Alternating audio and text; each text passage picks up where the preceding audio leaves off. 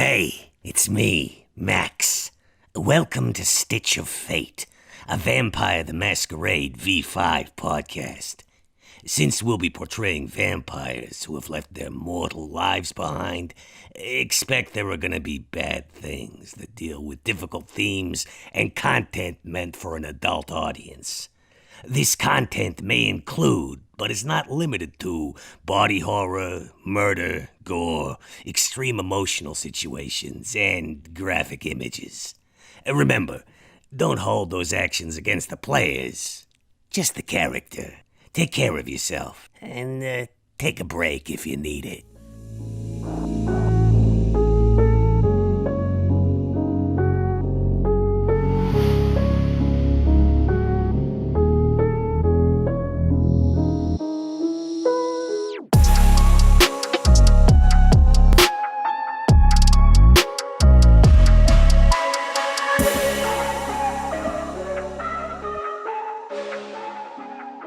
Our scene picks up back in that house. The crime scene mostly clean now, as we see Duke very meticulously picking up one limb after another and placing them in plastic bags, while Max, the large bat beast that he is actually standing on the bed with a sponge and yellow cleaning gloves over his monstrous hands, slowly scrubbing away at the symbols and the streak of blood that was once considered a halo for a decapitated head. All while Shaun leans up against a wall and probably looks like he's ready to vomit at any given moment. I tell you, this is for the birds. Yeah. I got some good angles on it, though, flicking through phone. Good angles. What are you... Is that a phone? Taps it against wall. Yeah, it's a phone. Have you not been filled in yet on the rules? I know the rules. It's just a phone. Okay, well, did you at least get some good pictures of this? Yeah. It's just something familiar about... But I'm just kind of disappointed that I can't put this on the internet. Everyone would freak. Yeah, Shaun, you remember our friend Grant at the club? What we did to him is going to seem like getting off easy if you get caught with that phone. I'd be inclined to agree. Not going to get caught. I never do. It slips it in pocket. Yeah, look, you can't even tell it's there. Shaun. And he kind of like winds up a bag and tosses it to him. Be a gentleman and carry a bag, please. Oh God, it's leaking. That's what bodies do. As you pull it, the mess of limbs kind of you can feel their weight slowly adjust as you pull it off of the ground and the pool of liquid underneath sagging just a bit. Yeah, double bag that. We don't want any drips.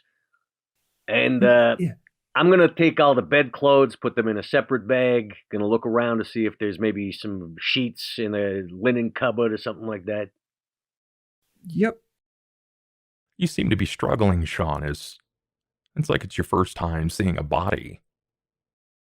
I just saw a fountain of blood coming out of a guy's arm. This is next level. Right. Well, I promise it's not that bad.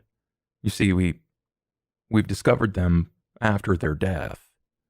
You don't know this person. You never spent any time with them. You couldn't get into their mind. This is an inanimate figure now. Yeah, and I never will. Well, most assuredly, not really sure what abilities you might have access to as a weaker generation. But yeah, all right. I assure you that it's not so bad. You'll stomach it, or you'll figure it out. You say that. This dude was in several different places at once. Right. Is that a problem? Are you... What could be worse? No, don't answer that. I am going. I put it in a second bag. I tie it up really tight, and I just kind of hold it at arm's length. I mean, I could think of all kinds of things that could be worse. I mean, they could have castrated him. They could have... Hello? Where'd you go? All right. As Shaun marches out the front door, stomping, keeping the bag at arm's length, leaving just Duke and Max to finish the cleaning job. I point to Max. It's true. That would have been a bit more personal. Fair enough. Yeah, he's young. He'll get used to it. As the two of you kind of finish out, and the camera pulls away and leaves you for a moment as we follow Shaun making his way back to the club only a few blocks out. Eventually, through the back door you make your way, and downstairs where Vera has been waiting, going up and down tending to the club, I'm sure, and maybe even putting on a little bit of a show. But maybe an hour or so has passed since they've left, and Shaun returns with some plastic bags filled with things, Vera. I imagine you've walked into like the proper cigar lounge with these bags of body parts. Shaun's hovering around the staff entrance of the cigar lounge with a very heavy-looking plastic black bag. Completely covered in neon lights, swallowed by the mass of people who don't realize what the hell you're holding, and nothing but like you get the residual steam from a smoke machine not too far out clouds most of your vision, but you are sticking out like a sore thumb with that bag. Vera takes a final puff on a very large ring size of a cigar and like puts the stub down, does not out it, she will be back. Sighs and gets up and walks to the staff entrance and goes, I'm guessing you located the body? Gestures with bag. There is a stage door entrance for a reason. I'm not an actor. I gesture to like play off like nothing's wrong, people passing by to make sure nobody questions anything. Certainly. I imagine, you're not specifically attempting to draw attention. However, being out in the public eye, Shaun, even though she's waving it away, it's difficult to ignore. The toreador in her, shall we say, in her own personal rose garden of sorts, her own personal stage, all those she walks by, eyes linger. Conversation is attempted, drinks are attempted to be shared, and even when she's standing here near the staff door, not a foot away from you, there's a few people hovering around, clearly looking or waiting for her attention, hoping to just get a morsel of it. I say, take it into the blood room. We can at least wash away whatever it is, and I'm You sure... say that, and one of the people lingering actually kind of looks up and was clearly now to you eavesdropping Yes. on the conversation. He looks up. My eyes dart and make eye contact. He is visually, like, his face grins widely when he catches your eye and notices it caught your attention. Put a finger up and tell him to come a little closer.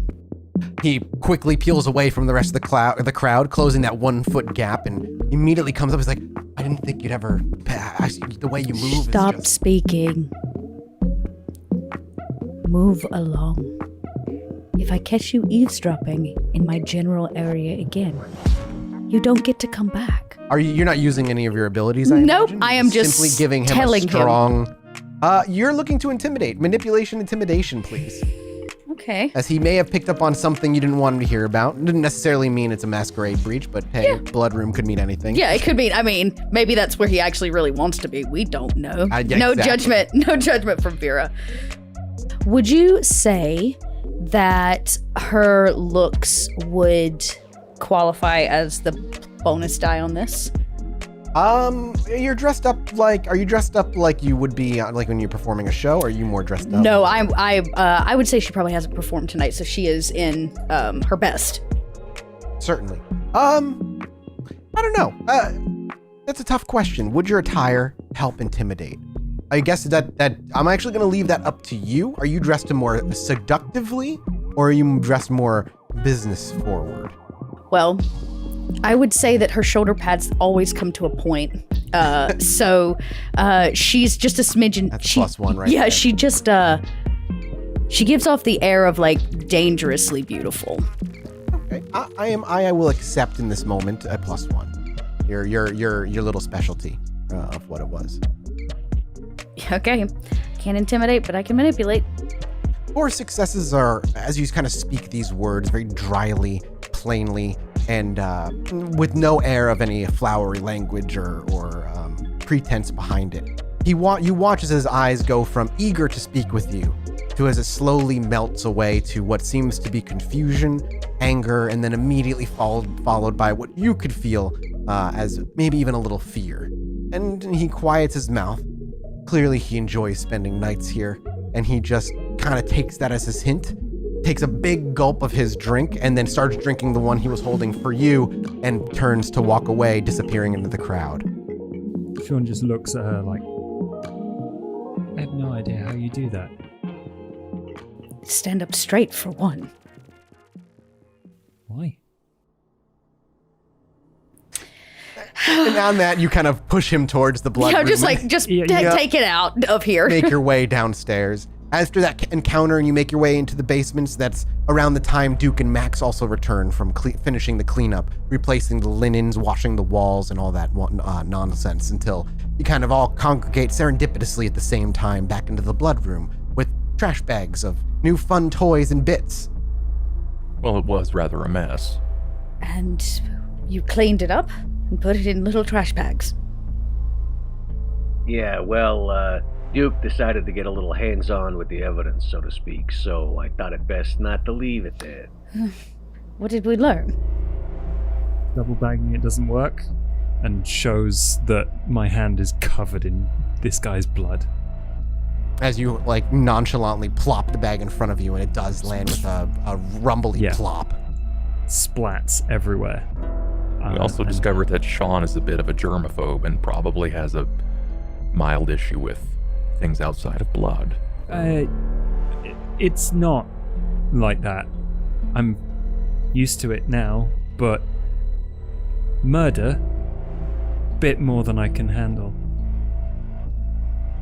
Don't look at me like that. I pull out my notebook and say, this is what it looked like. Of course, if you want a better look, you could always take a gander at the photos that our friend, the kid here, took on his phone. Oh yeah.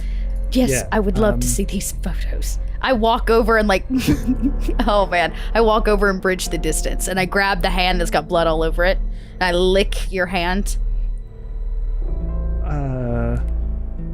Phone. Yep, yeah, you can have the phone. It's now got a bloody hand mark on it. Beep, beep, beep, beep, beep through it. I look at all of them, I guess. It's not a touch screen, right? It will be a touch screen phone. It would be a touch screen, so you would need a blush of life to use it. Okay, well, she would. That's why that's a nightly thing. Yeah, that's a nightly Yeah. thing. We'll just rouse the blood. Perfect. I get a little hungrier. Your hunger does not. So for a moment, you actually see Vera kind of go and start plucking away at it. You're not familiar with smartphones in the first place. It's not something that Vera has had regular access to, and they're illegal in any way. So you go and kind of start. It's like watching grandma start typing on the keyboard. You kind of punching it, and then you realize it's not working, and you close your eyes for a minute. You'll let the blood kind of flow through you. You feel your organs kind of kick back into life, and the warmth return to your fingertips as you, okay, now it's working. Right. And so you start to flip through the pictures, and you see the very scene that was described. The decapitated head with the crown missing from the top. The body with all the limbs separated and moved. The arc of a halo with runes around the top of it. As I flip through each one, I then delete each one. Then I hand it back. Hey, don't those photos go into some kind of, I don't know, computer mind? I don't know how that works or whatnot. I've got a backup. Yeah, get rid of those too. Yeah, okay then. Does Shaun? Shaun thinks about it. I will buy you a new phone. Smash it. That's not how it works. Give me and I go through and I delete the backups. You do the cloud saved versions of the them cloud. and whatnot, and you do eventually get rid of all of them. And then, with a frown on his face, offers the phone to Vera. It's like, I'll put my hand out for it from Vera. I pass it just down the line. Yeah. Right, you just very nonchalantly with two fingers gently pluck it from his and hand it behind you without even looking as Max just snatches it off of your hand. And Max basically rolls it up into a small ball, just like. You can feel the glass shards kind of getting stuck in your palms, the leak of the LCD screen and the like, but by the end of it, it is a ball of metal and bits. oh, I had some really spicy DMs on that. Shaun, Yeah. we'll get you a new phone. I don't care about your spicy dungeon masters. Wow. Vera's eyes roll on that number. Yes, we will get you a new electronic device. No more touchscreens or whatever these clouds are. Sure. Burner phones only. I look at the palm that you licked, and like taste the blood on my finger. I'm gonna check some things. Are you checking for resonance and the like? Yeah. Okay. I'm checking for resonance and maybe what else is in this. Do you need to make a roll for that or no? I believe so. I think I need to do a roll and get 3 successes. All right. This could be important information because this could tell you the mood that they were in before they died, depending on the resonance of it. I can't get. For what it's extra worth, summons, I have but it's Bloodhound. Bloody thin blood.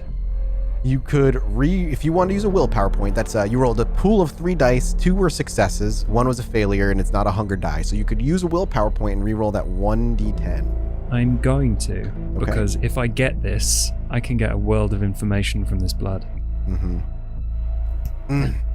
So close. Unfortunately, though, as you taste it, it might just be too old to really pick up anything else on it. Duke, you said you have Bloodhound. Now, what exactly does that do? Bloodhound allows me to sense a resonance if there is blood available.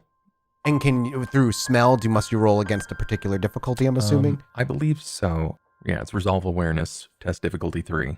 So as he's kind of licking the blood and the blood's kind of being brought forth now, and there's a moment where Duke can actually focus and concentrate and actually take a moment to smell the blood, he does so. Let's see what you roll.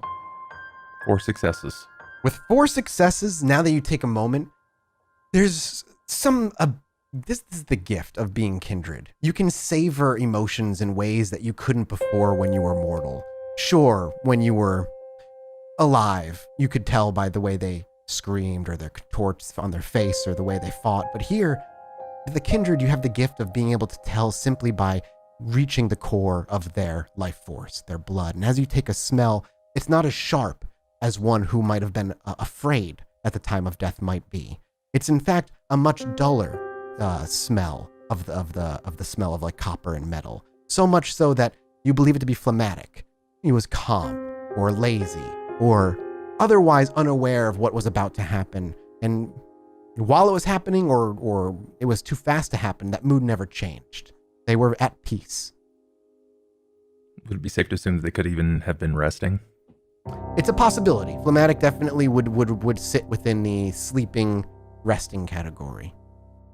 So it probably looks like Duke is taking like a deep inhale, moving just slightly closer to Shaun at this point after watching Shaun lick his finger and then sort of like purse his lips. There's something there. I can tell. You can tell too, right? I can't do the same things you can, clearly. I don't know what this is. Well, Vera, this was a calculated crime. I believe a passion. They certainly had a motive for this that goes much further than an immediate lover's quarrel. At least I would believe. But this person was resting. Their blood is telling me that they were at a relaxed state, potentially sleeping, unawares as to what was about to happen. The wounds, the carvings were made post-mortem. It was intentional by design. The halo, the marks, I'd never seen them, but they were to represent something. We should find someone that's not so connected to the prince that might be able to help us with the deciphering or identification. I know very little of blood magic. It's not a bad idea, though I don't also know anyone who does. I got some other things from his place. Just the standard, computer and whatnot. I don't know anything about that, though, so... I'll run you through a few things, old-timer. Yeah, how's about you just do it? Yeah. Sure. A laptop is one of the many things that have been scooped up, and Max kind of just tosses it on a nearby table. I go over, I open it up, see what kind of state it's in. Okay. As you flip it open, seems to be in a asleep state. You wake the computer, and it's asking for a password. Try password. Password. I try password. You try password, and it's almost weirdly works. As you type in password, no capitals whatsoever, and you just hit enter, the screen kind of goes white and it slides up, and you're greeted with a desktop. It's always password. The password is always password. Are you kidding me? Clearly not. What the hell are you lot doing? No wonder you need to run away from a bloody smartphone. Oh my god, you absolute muppets. Okay. Hey, don't blame us. Hey, this guy was a ghoul. Don't blame us. Muppet. I adjust my very expensive leather dress that is definitely not Muppet-like in any way. You certainly don't look like a Jim Henson product, Vera, I promise you. Yeah, you can't even see the seams. Also true. Right, I go through this directory. You just start going through the entire computer. It's going to take you a little bit just to start going through files. What exactly are you looking for specifically? I imagine you're going to go through emails, potential messaging servers or whatnot that they've been on. Yeah. But are you diving into like more personal stuff like photos? Or are you going to start diving into like their profiles online if they have any? Yeah, I'm going to see what different services they're logged in on their browser. Sure. I'm going to see and like get a list of passwords from that, which are probably also all password or password one. Mm-hmm. And then I'm going to see what like different services they've been using and go through maybe documents as well, anything that they might have saved. Seeing if there's anything blatantly or at least subtly kindred related for you to snatch up. In the meanwhile, the three of you are, is there any more discussion that the three of you would like to have, or we could always push forward to... Max actually asked, like, you need me for anything right now, boss? I guess we could just leave the body. Was it drained of all the blood? No, there was blood around. It's correct, there was more than enough. Coagulation at the seams, as Shaun would put it. But the moment we began to move it, it seemed to slough away the scabs. And we were given more than enough to realize that we had plenty to work with. I look around at all the trash bags, recognizing that to be truth. Yes, well, the night is young. So am I. And there's nothing we can do about a dead body now until we find somebody that can tell us more about it, or at least the strange ritual, then... Okay, you want me to put this on ice for now? I got the big ice chest. Yeah, that seems reasonable. Fair enough. So basically all the body parts and whatnot, the rest, things like the sheets and whatnot, we can probably dispose of now, yes? Yeah, you can probably get rid of that now, no problem. I'll basically run it over to the hospital, to the incinerator. Okay. Shaun, before I go, have your, what is it, club? Or whatever, do their street thing. Keep their ears to the ground. Oh, yeah, sure. They'll do that. No worries. I nod like, is that supposed to be assuring? Are you sure? They're not the Scooby crew. Yeah. Could have fooled me. Dressed like a bunch of dirty hippies. Yeah, they do smoke a lot of weed. They dress like a bunch of dirty hippies, and she saunters out to go finish off the night. A cigar still burning, waiting on her. Duke will follow her, actually. Okay. Oh. Okay. You don't realize you're being shadowed actually initially. It's creepy how it works like that sometimes in a club as loud as this. Normally, if there was no such noise, you'd probably hear him coming, but at one point you even turn as you grab your cigar and taking a puff, and as you turn, his silhouette is simply there. Sit, and don't sneak up on me. Get a fingernail to the eye. I find that there is something rather shocking that a man of my stature can sneak in any capacity, but if there was ever a place, it would be this one. Upstairs is not usually your vibe? You're not wrong. I come with concerns, and this isn't so new to you. I've been curious for a while, and it's only become increasingly so. Shaun and Max, they seem to have a bit of a distaste for me. I'm sensing growing rancor, and I'm just hoping for an amicable enough situation that we can work together in. Not that I am opposed to anyone putting me down for any length of time. I'm used to it. I grew up in it. That being said, I'm not sure quite why that there is a bit of a chip on their shoulders, and I was hoping that I could put that unrest away. Well, Shaun is only half what we are. He fears you as all mortals fear you. And for the right reasons, am I mistaken? I suppose that is a safer way of looking at it and understanding. Yeah, well, if I'm good at nothing, it is understanding. And Max? Well, Max's past is contended with violence and hatred. He is a chip off the old block.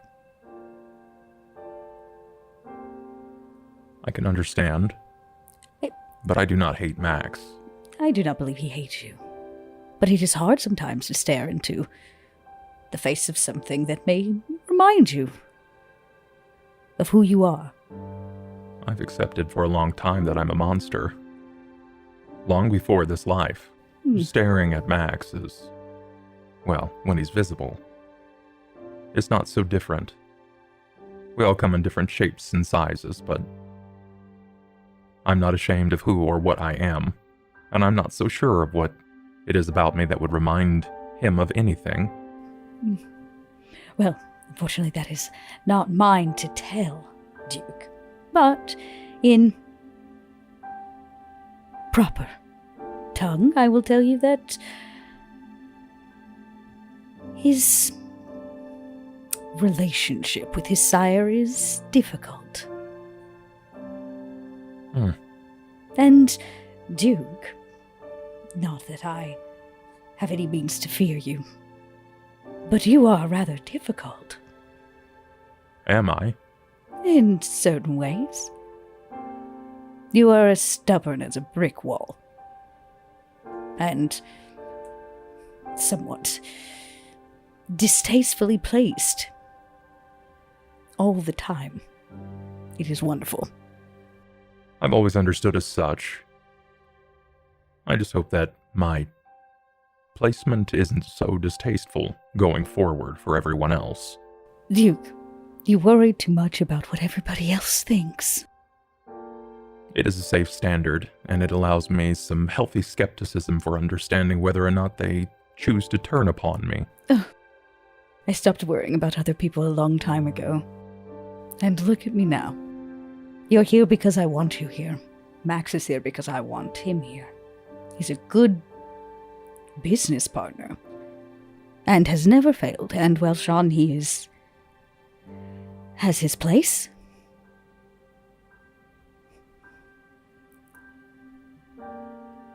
I have no doubt that whatever strange reflection Max is seeing in you will evolve over time. Time changes everything. If you believe as such, Vera, then I will assume that it is correct. You do have an earnest read on a person. Yes. And I do appreciate that you have allowed me to stay here in this place. I hope you feel at home in this place. I gesture to a bouncing club. I find comforts in the rear rooms, where others may be frightened. My companionship with those that seem to walk between the walls is rather welcoming. They're very kind, and silent more often than not, but kind. Duke, I think it would do you some good to spend some time with the little one. Shaun, you mean? Yes, it would do him some good as well. Everyone is a little one when you are as large as I. Yes, well. Shaun, I mean. You need to understand why others fear you. And at the same time, Shaun needs to, I don't know, buck up. Accept. He needs to accept. He's trying. But maybe you can, I don't know, enlighten him in some way. He has potential, he's just misguided. And why do his clothing have holes in them? I believe that it is something of a fashion statement of the age. I sighed twice at that note. I completely agree. It seems to lack the proper ability to protect yourself from weathering or from a hail of bullets and arrows. Not as if that is a threat, at least immediately. Let's hope not at all, Thank you, Vera. I'm considering what you're saying, and I'll probably speak with Shaun more. He does seem very interesting, and it is rather nice that he can touch a phone without having to assume a certain role. If you like phones, then yes. Just avoid trying to corner him or anything. He may pee himself. Understood. Duke will stand and leave him. Duke stands and he follows out, but the camera falls off the edge of the balcony into the crowd and out the front door. Around the back end, where we eventually catch Max, rather. Now, Max, when you head to the hospital, what's his route? Does he usually hit the sewers and just kind of head to the hospital through his sewers? Does he have a normal route that I'm assuming that he travels from the club to there? Yeah, the sewers, of course. The stereotypical Nosferatu route. And where do you meet up with this particular contact of yours? Does he meet you in the parking garage at our normal times? Does he leave like a key kind of left hidden somewhere for you to sneak in on times where he may not be around? I have a key. I have a copy of the key. But I also have a means of contacting him, getting around the various rules. I contact him with an old 1980s-style pager. Yep, I love it. So maybe after halfway through the sewers, you're walking, we see Max kind of throwing a bag over his shoulder, pulling something out, and he pulls out this old square brick that has a snapped metal slider that would have hooked onto the belt loop. Is long gone at this point, and you're just kind of pressing with your bigger hands like a few buttons, sending off a signal to somebody to let them know that you're on the way. They're usually there within 30 minutes of you putting out the signal as they live close, and you kind of trot your way that way, eventually climbing your way out of a manhole maybe just a half a block away from the parking garage, crawling your way through there invisibly until you meet up at a door that is usually locked that you have the key to, or this particular person meets you at. And it's at this point where you will actually meet up with your contact. Is your plan to hand them the bags? Yeah, basically hand off the bags, let them know that these needs to be incinerated, and general niceties. We get along. Yeah. My apologies, but the name of this particular contact. This is Sam. Sam is a ghoul, and he is my ghoul. He works as a paramedic. He may not have been on shift tonight, but he can get where he needs to, even if he's not on shift. In fact, it might be easier if he's off shift. Oh, he's definitely off shift tonight, absolutely. And so when he kind of stumbles out around the corner, wearing jeans and kind of just a jacket, speaks to you facing away from you initially at first. Busy night, how can I help? Hey, Sam. Just got something for the incinerator, if you don't mind. Never do. Yeah, drop don't it by my worry. feet, I'll take care of it. It's not any meat or nothing, just some bloody clothes and whatnot, so, thanks. And, you got this week's delivery? He takes a moment as he kind of kicks the bags over around the corner and places them in a point that's relatively out of sight. Yeah, hang on a second. And you hear his footsteps grow faint. You hear a distant car door open, followed by a trunk, some ruffling around before you hear the trunk shut again, and the footsteps come back. He's got an old shopping bag that's white, and you can kind of see the faded marking of the supermarket up front that's tied up at the top. He just kind of holds it out, still facing away from you and around the corner. Thanks, pal. as you grab it and you feel the weight of it, there's at least 2, maybe 3 bags in there, just from feeling. It's like, it's all I could get for the week, but I might have more for you next week. It's okay. I'm pretty well stocked right now. So, when are you due, by the way? When do you need another booster? He sighs, actually. He's like, I haven't even... God, when was last? And he starts doing some rough math and fumbling around with his language a bit. Yeah, well, hey, don't lose track, because that's important. And don't expect me to either. I got other things on my mind, if you know what I mean. Yeah. It's at least been a couple of weeks. I should be good until I next see you. Okay, fair enough. But if I'm itching before then, I'll reach out. You got your beeper. Yeah, sure thing. So, you seem a little edgy. Well, I'm not supposed to be here tonight, and, well, that blood. And he kind of just clears his throat. Well, what's wrong? People have been needing a lot, and taking that many tonight is, I just feel bad about it. Sorry. Yeah, no. Nah, it's probably good to feel bad about that. Look, I appreciate what you do for me. And don't get me wrong, I more than appreciate everything you've done for me. Yeah. Okay, look. If we need to go easy for a while, like I said, I'm well stocked. If I could just bring you 1 or 2 instead of the usual 3 or 4. How long is this gonna be? A week, maybe 2. At most. Okay. I'm a soft touch, I reckon. You've done more for me than anyone could ever. Listen, I know this is... I appreciate you giving me the leeway here. If I get caught, I could lose my job and the supply could run short and you'd have to find somebody else. And I'd like to think I've done my job well. You have, and we don't want that. All right.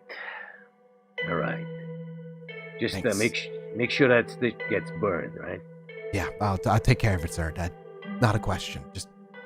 Oh, I'm so glad you're not mad. And you hear him... Hey, what's with this sir stuff? My apologies. Sorry, Max. Sorry. Right, Sam and Max, right? It's just Sam and Max. Right. It's like that bunnying thing, right? There's a bunny. Yeah. Which one of us is the bunny? I don't know. I don't read that one, to be honest. You know, I do have a not so mint copy of Action Comics #1, though. I didn't know. Oh, are you... I've never gotten to read an actual physical version of that before. It's not worth nothing. It's pretty beat up, but you never know. One of these days. I'll hold you to it. And he chuckles a little bit as he lifts the heavy bag of clothes, or of sheets at this point. Okay, if there's anything else I can do for you before I head out of here. Nah, we're good. Thanks. And he just kind of hobbles off, and you hear him, the door open, distant and shut, and his footsteps dissipate, leaving you in the garage silently by yourself for a little while.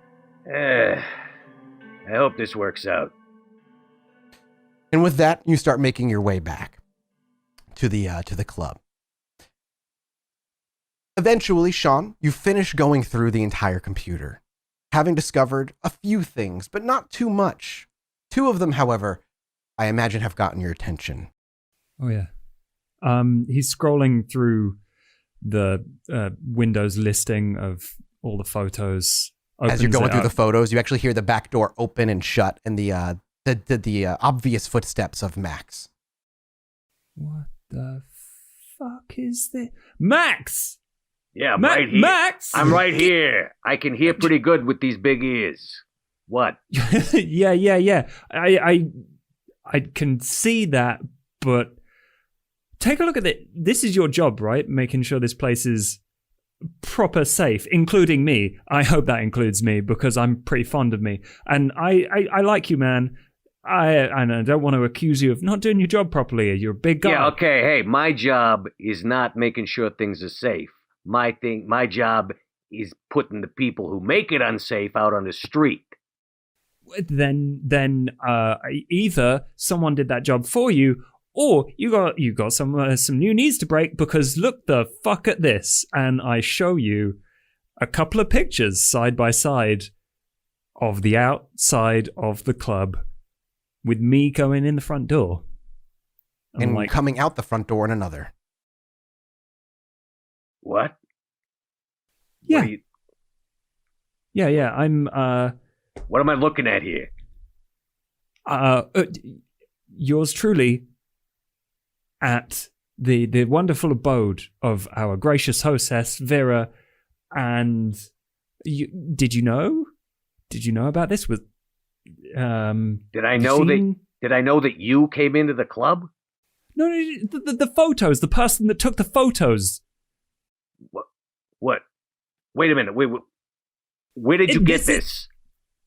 I don't know where you get this. Am I looking at the dead guy's computer? This is the dead guy's computer, and okay. I thought you were like showing me your Facebook or something. What's? I don't know. Oh my god, no! I don't do social media. But you know what password is? There's. It's always password. It's always password.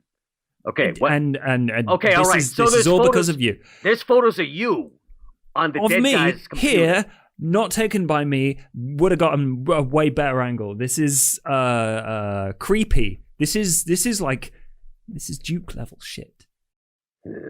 Okay. As you say, Duke, there's like a quiet shutting of the upstairs doors and a very rhythmic, kind of calm walking down the stairs. Shaun shivers as Duke turns the corner. Duke, Maxwell, and Shaun. Duke, we got trouble. You know about creepers, right?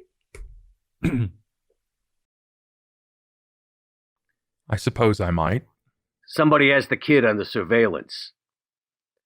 The dead guy. This was on his computer. I don't know if he took it from someone, whether this is his computer, but I mean, look, it's got a picture of my butt and then a picture of my face. Like, usually this is reserved for some very, very special ladies. Like, very important pictures, I can tell. That's not good news, Shaun. No, duh, it's not good news. I've been very careful for a very long time, and what was that? The prince? The prince is keeping tabs on me. Perhaps. Prince's ghoul, anyway.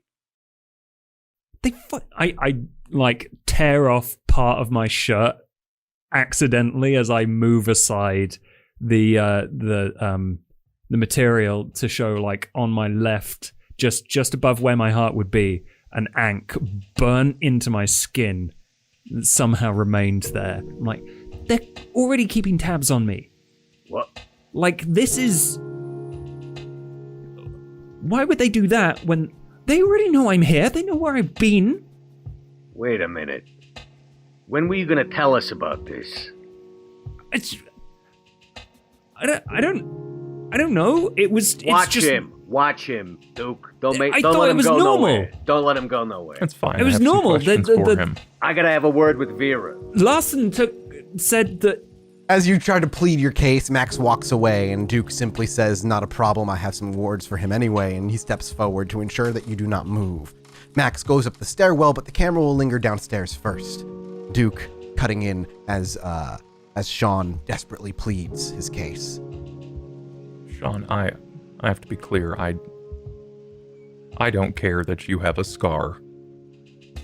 It's interesting that you declare it's a method for them to find you. Is this some sort of a tracking mark? I don't know, magic or just marking me, but they know what I'm doing, where I am. They don't need to take pictures, that's for fucking sure.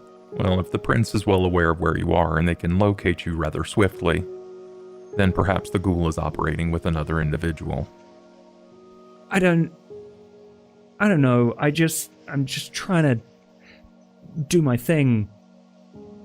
Why would someone wait out there? Like, I've been around for like 9 years now, and this is really, really hurt. Like, I go up to people with the fang, and they're like, they just tell me to fuck off. They know what kind of, in quotes, status I have. Well, Shaun, as I said earlier this evening, in order to understand the art, you must first attempt to understand the artist. This is a good chance for you to figure out who exactly has been taking pictures of your derriere, if you will. Do we know much about this person, this ghoul, aside from the fact that they have gone missing? I guess You would be an ask... intelligence politics role? Specifically. I imagine Shaun knows very little. Shaun is... I'm not even going to bother rolling And that. even common knowledge on a princess ghoul would be hard to come across either way. Yeah. I had 2 successes. Beyond the name, their name being Benjamin, and just being one of the ghouls of the prince, you wouldn't know much. Did we get a last name by chance? No, you would not have had a last name. He would have gotten a last name on the computer, actually, so I will send that to him. It's just Ben Henderson. There you go. Ben Henderson. I'm assuming that Shaun would tell me that. Mm-hmm. AKA Grand Force Stand. Interesting moniker. I think it's worth at least attempting to discover where he's been working.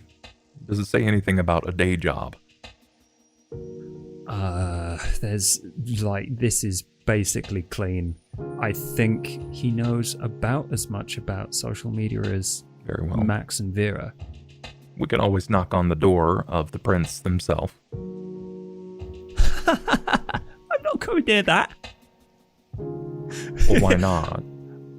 I will fight Max mano a mano before I stand on the prince's doorstep. Well, don't you think that the prince would want to know about their missing ghoul? I think... as much as I'm not a fan of Larson, we should run this by him first. Because it was his stupid fucking idea. I agree. There is definitely more at play here, and I feel as if we have been shortchanged on information.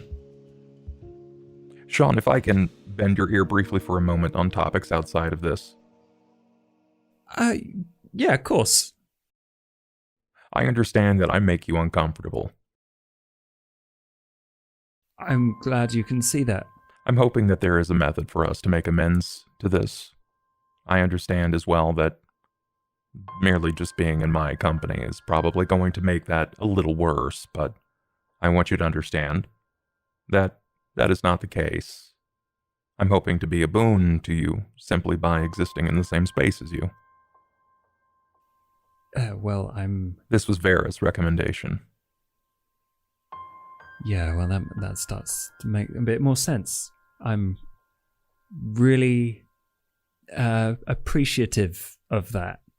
I have nothing against you. I might even like you. I honestly don't know. You're a tough guy to get a read on. Every time you're around me, I get chills. And not in the fun way. That makes sense. I did that a lot while I was alive as well. Let me be candid with you. While we were at this man's apartment, you wanted to know how I was so unshaken. And while you don't necessarily need to know all of the details, you're a smart kid, you'll figure it out one day. I once had a real problem depriving people of their lives. And the body, well, it was never the aspect of killing them. It was the aspect of possessing their body afterward. It was almost after a fact, evicting someone from their human body. And I'm sorry that may sound a bit cold, but that's what it monologizes to. Bodies do not bother me. As I said, simply inanimate. There's nothing there to bark orders or yell demands. I'm gonna maybe process that a little bit. I don't use a lot of flowery words, and but if I if you're saying what I think you're saying, I'm saying I was a monster long before I was a kindred, Shaun. There's a reason that I was chosen to be a Ventru. I was someone's prize. I'm glad you're sure of who and what you are. Then I believe it's safe to assume that we should probably help you on your path to discovery. I am... Sure, thanks. If there's any way I can help, just ask. If I have any questions, I will note them down and ask. And on that tense, confused exchange, the camera cuts up to the second floor where Vera is lounging and enjoying a cigar before a voice would interrupt. Vera, we got problems. I don't even look. I just keep doing what I'm doing. There's somebody in front of you who's serving you some foods and whatnot and some drinks. You're not blush of lifing, but it's still pleasant to choose. Actually, Vera likes vodka and cigars, so blush of life. Yeah, she will. Have a heaping glass of just clear liquid. Your hunger does not go up, and so you're plucking little treats and taking your favorite vodkas and just enjoying the night. There's always some problem. What now? This is a big problem. Well, big as in physical size, because I have two of you that are big problems. Guess in... Yeah, about the size of Shaun. About the size and exact shape of Shaun. What has he done? It's kind of what's been done to him. You want to talk here, or... As another servant passes by, can I get you anything else, madam? I wave them on. I'm going for a walk. I kind of stand. Enjoy your walk, ma'am. Thank you so much for keeping us company these past few minutes. And he scrambles off. Unreasonably tall, a head higher than most everybody here. And I just kind of make my way down. Max in tow. Into the basement you go. Does Max fill her in the back rooms along the way? Yeah, as we pass out of sight, Max decloaks. There's that sort of shimmer in the air. Okay, here's the long and short of it. Looks like the kid has been under surveillance. We found pictures of him coming into and out of this club on that dead guy's computer. On the ghoul's computer? Yeah, the Princess Ghoul's computer. So you see how that's a problem. Beyond that, he decided to divulge some new information to me anyway. Maybe you knew. He's been marked somehow by the prince, apparently. It looks like some kind of brand on his chest, the shape of an ankh, probably some kind of magic bullshit. I don't know. I don't know much about that. But I do know that it's a problem. I swear, is he here? He's downstairs. He's with Duke. Good. As you say good, the door opens to the basement and you begin striding down the stairs. Now from what the kid said, the prince can track his whereabouts because of the brand. You'll have to ask him. Interesting. And down the stairs you go. Duke and Shaun can hear their footsteps coming from a mile away. The heels are hard to ignore. And I give a rap tap very lightly on the door. Come in. Yep. I squeeze the door open. Well, show us all. That's a bit private, really, isn't it? You just showed us a second ago. Now you're shy? Trust me, I've seen far worse. Shaun, she regularly dances at this location. It's just a mark. Yeah, I know, I've seen. Okay, yeah, sure. And go ahead and describe it as you pull away your shirt again. Yeah, I move aside the material again of the torn shirt, and you see the symbol of the Camarilla burnt in kind of an almost blackened color in the center left of his chest. Probably about 3 inches tall. and the skin is kind of pockmarked around the edge where it's been scarred. The prince gave you this mark.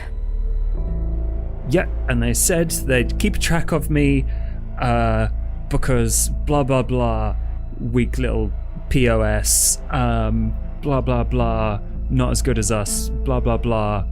You should be lucky to be alive. Question.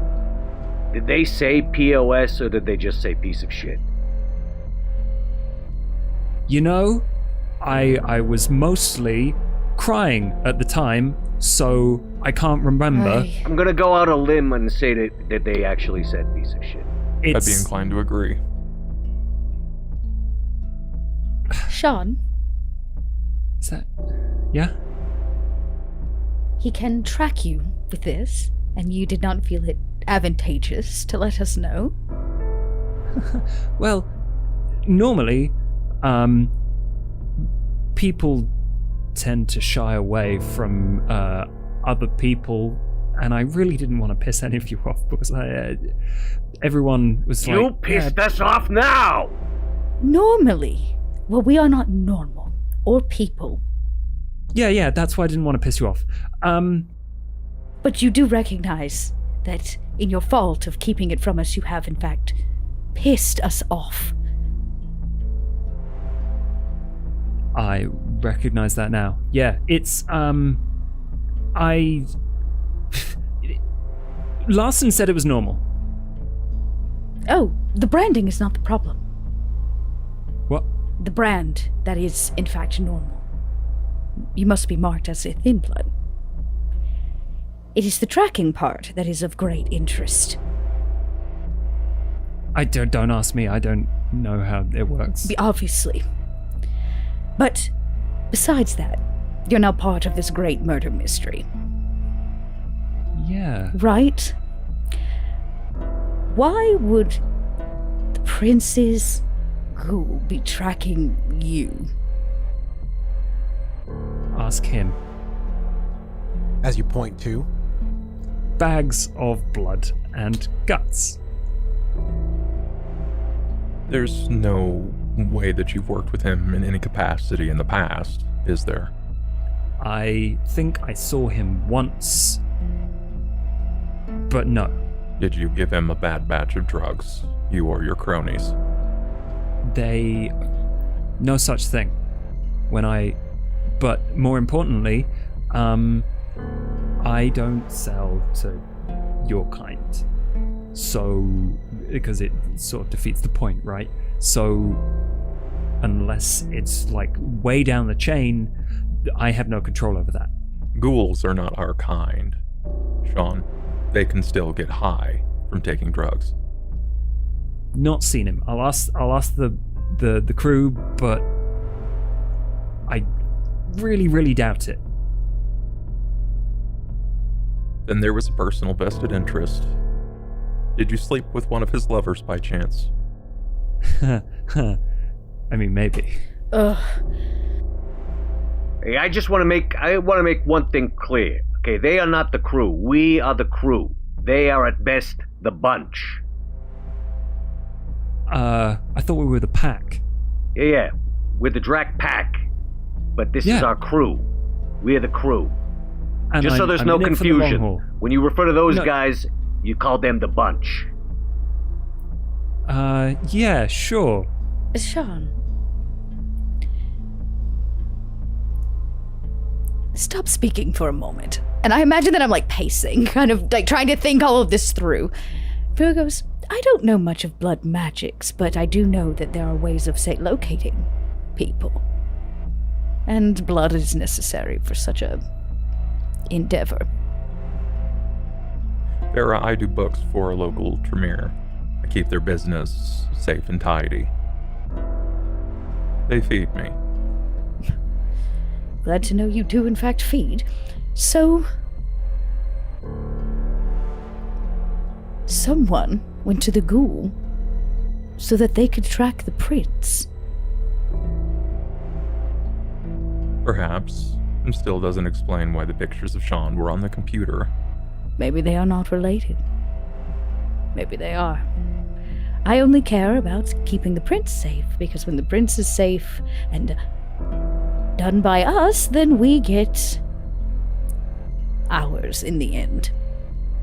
Now, these photos, were they just, on the computer, or were they sent by somebody? Like, are they in a...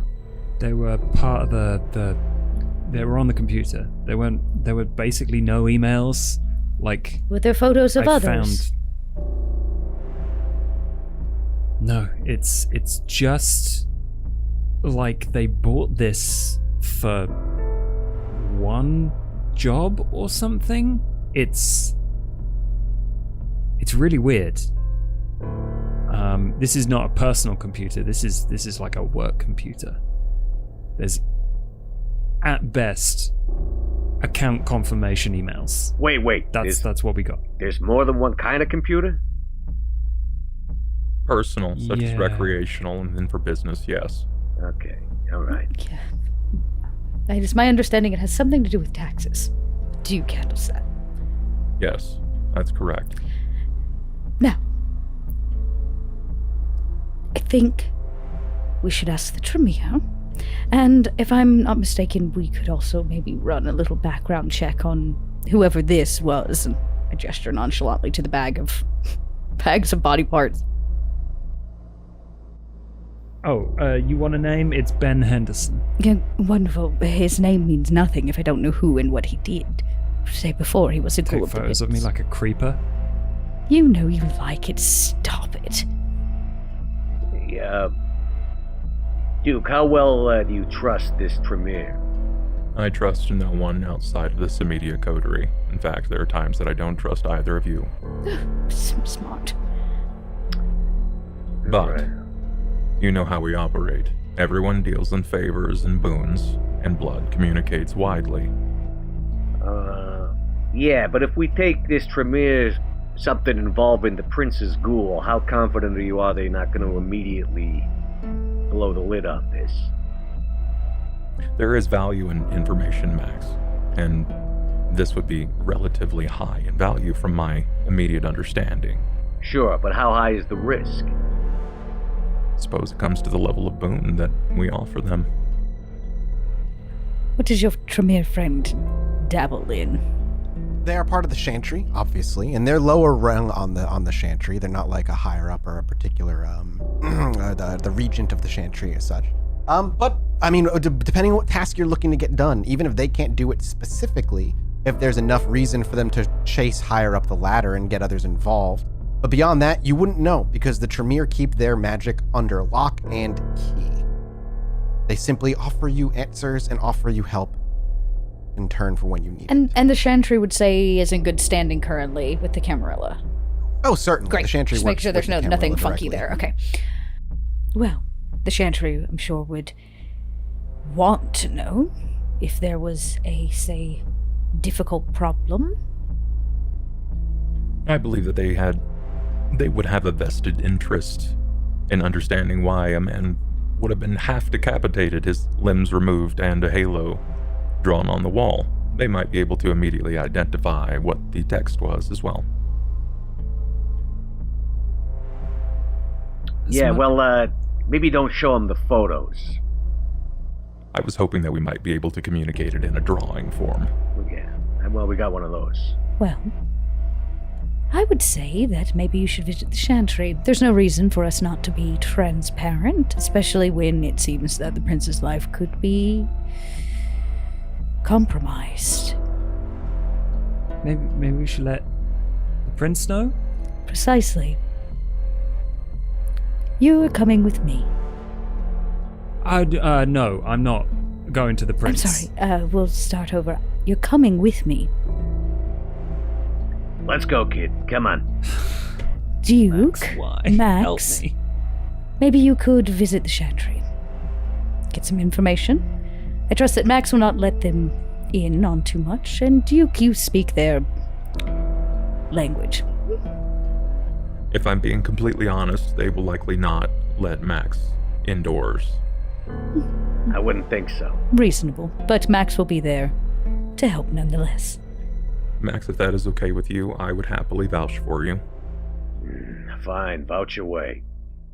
As for those going to look for the prince, you would know that getting an audience with the prince is not an easy thing or an easy task. Can I find a harpy? You could get the harpy of the city is a man by the name of Thomas Arturo. Getting a hold of him would be a little easier, certainly. As to where exactly, you make your way to the ivory tower, and you're likely going to either, if not find him there, be able to get a hold of somebody that can get a hold of him. And I have a level 2 status in the Camarilla, which means like if I showed up needing an ear, you basically make a roll and I could make that all happen. Good shit. Okay. Yep. So who's going to the ivory tower then? Vera with Shaun. Yes. Reluctantly, Shaun will throw on a hoodie and go with. And Duke and Max are going together to the chantry. Yes. Now, we say that the plan is for Max to basically obfuscate and go along, or are we basically just going to be open about it? Probably obfuscate the way there and then open upon arrival. Yeah. Otherwise, they would anticipate something much. Yeah, we should be more transparent, I think. intention. Yeah, with the chantry, anyways. Yeah. Yeah, the chantry itself is, if anybody knows New York at all, it's in Barnard College. That's kind of where it sits. That's where that's where the main chantry lies. There's a hub that leads to other areas and whatnot, but that's where you're mostly going to be heading to. We will first then focus on those that are heading to the chantry. Duke and Max are a unique pair in and of themselves, and along the ride, imagine if you're hitting the sewers for most of that journey anyway. Is there much conversation between Max and Duke, or is Max and Duke a relatively silent pair when they travel? I can imagine that they're silent unless otherwise something is roused to the moment. It's usually Max sighing as Duke occasionally attempts to initiate conversation, and then replying with monosyllabic replies. Makes sense. I like that. That's where he's at. So as we follow the two of them quietly and silently plowing their way through the sewers, keeping to themselves, eventually making their way to a manhole cover. They push it up and the light from the city pours in. It's a few blocks out from any main street, and actually the bright light and the sound of Times Square is not that far off as well. As you kind of climb out and continue to further, a small little building, one of the what you would consider like a branch aspect of the main chantry, an easier place to go and a place where more common folk can go and ask for help with the chantry without actually going to the proper college, end up. And as you knock on the door, the window itself, it looks like a little shop, like a large open shop window that shows like little bits and bobs, knickknacks. You might even consider it like a secondhand store is what you're looking at. And eventually the door that says closed jingles as a bell opens and a older blonde woman peers through, seeing, I imagine Duke standing there. I'll give her a nod. She kind of takes a step back. Hey, what do you want? I'm here to speak specifically to the chantry. Minute. And then she just slams the door shut. You hear footsteps and the lights go off and on and off a couple more times before another scuttered footsteps run back up to the door. What's your business with the chantry? I was hoping to glean some information regarding a symbol that I had found. Name? Duke Penman. Clan? Ventru. She takes a moment. The door shuts. You hear some locks get undone. The chains fall limply and loosely, and the door swings open. You can actually smell the stale antique air of all the secondhand stuff around kind of pierce through your nose as she welcomes you in. I'll stop before the door and Sure. I won't decloak, but I will say it's like, yeah, I'm here too. I'm not trying to sneak in or nothing. Clan Nosferatu, Max, etc. Oh, God. Goodness. Okay, two of you. Fine. Enter, please. And she kind of like looks around blankly. I imagine you're in. And on that, she shuts the door and the lights go out. And as the lights go out, the camera lingers outside and we'll cut the episode there.